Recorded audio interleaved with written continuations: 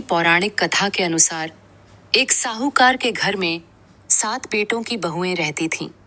इन बहुओं में एक छोटी बहू गरीब परिवार से थी, जिसे सभी उसकी गरीबी का मजाक उड़ाते थे। एक दिन बड़ी बहू ने घर लीपने के लिए पीली मिट्टी लाने के लिए सभी बहुओं को साथ चलने को कहा। मिट्टी खोदते समय एक सर्प निकला, जिसे बड़ी बहू खुरपी से मारने लगी। यह देखकर छोटी बहू ने उसे रोका और कहा कि वह निरपराध है, थे। छोटी बहू ने उस सर्प को मन ही मन अपना भाई मान लिया।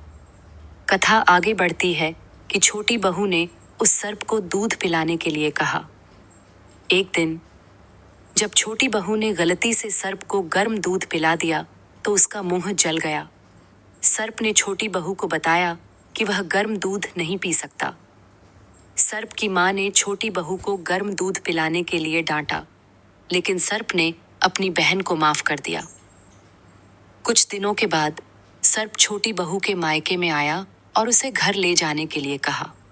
सर्प के माता पिता ने छोटी बहू को सोने, चांदी, हीरे, मोती, कपड़े और गहनों से भर दिया। जब छोटी बहू घर लौटी तो बड़ी बहुओं को उससे ईर्ष्या हुई। छोटी बहू ने सर्प से हीरे और मणि से बना हार मांगा तो सर्प ने कहा कि यह हार उसके गले में हार और दूसरे के गले में सांप बन जाएगा। बड़ी बहू ने रानी को हार दिखाया, जिसने उसे पहना। जब रानी ने हार पहना तो उसके गले में हार सांप में बदल गया। रानी चीखने लगी और राजा ने छोटी बहू को बुलाकर हार वापस ले लिया। राजा ने छोटी बहू से हार के बारे में पूछा और छोटी बहू ने बताया कि यह हार उसके गले में हार और दूसरे के गले में सांप बन जाता है। राजा ने छोटी बहू को हार पहनने के लिए कहा और छोटी बहू के गले में जाते ही सांप हार बन गया। यह चमत्कार देखकर राजा बहुत खुश हुआ और उसे धन दौलत देकर भेज दिया।